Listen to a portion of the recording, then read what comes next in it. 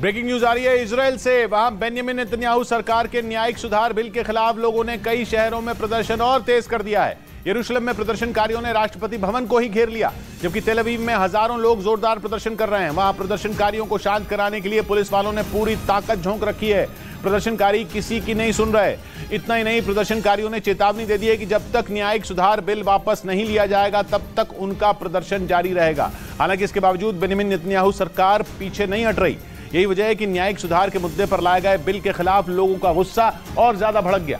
Bill के विरोध में लोगों ने यरूशलेम में राष्ट्रपति भवन के बाहर जोरदार प्रदर्शन किया, जबकि तेल अवीव शहर में तो 1 लाख से ज्यादा लोग सड़कों पर उतर आए, जिसके बाद तेल अवीव की सड़कों पर प्रदर्शनकारियों का ही कब्जा हो गया। भीड़ की वजह से सड़कों पर पैर तक रखने की जगह नहीं बची। सड़कों पर चारों तरफ लोगों का हुजूम दिखाई दिया। पोस्टर बैनर के साथ पहुंचे प्रदर्शनकारियों ने न्यायिक सुधार बिल के खिलाफ ऐसा मोर्चा खोला कि पुलिस के भी हाथ पांव फूल गए।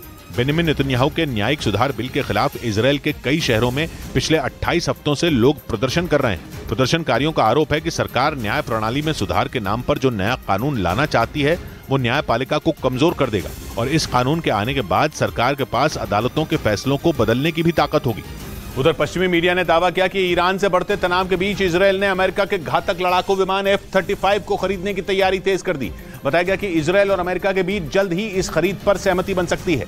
अमेरिका के F-35 की गिनती दुनिया के सबसे आधुनिक लड़ाकू विमानों में होती है और इसीलिए इजराइल इसे जल्द से जल्द खरीदना चाहता है, क्योंकि जैसे ही अमेरिका का F-35 लड़ाकू विमान इजराइल के पास पहुंचेगा उसकी ताकत कई गुना बढ़ जाएगी। पश्चिमी मीडिया के मुताबिक इजराइल ने अमेरिका से 25 F-35 लड़ाकू विमानों को खरीदने की तैयारी कर ली है। हालांकि पश्चिम एशिया में इजराइल ही ऐसा देश है जिसके पास पहले से ही F-35 लड़ाकू विमान है, लेकिन वो इनकी संख्या बढ़ाना चाहता है क्योंकि बीते कुछ महीनों में उसके कट्टर दुश्मन ईरान से उसके रिश्ते काफी खराब हुए हैं। इसीलिए इजराइल अपनी हवाई ताकत और ज्यादा मजबूत करने में जुट गया ताकि अगर जरूरत पड़े तो दुश्मन के घर में घुसकर उसका काम तमाम किया जा सके।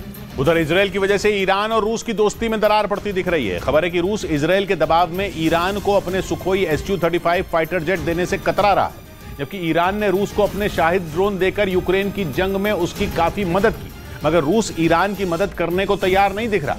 ईरान को जल्द से जल्द लड़ाकू विमानों की दरकार है क्योंकि उसकी अमेरिका और इजराइल से दुश्मनी रोजाना बढ़ती जा रही है।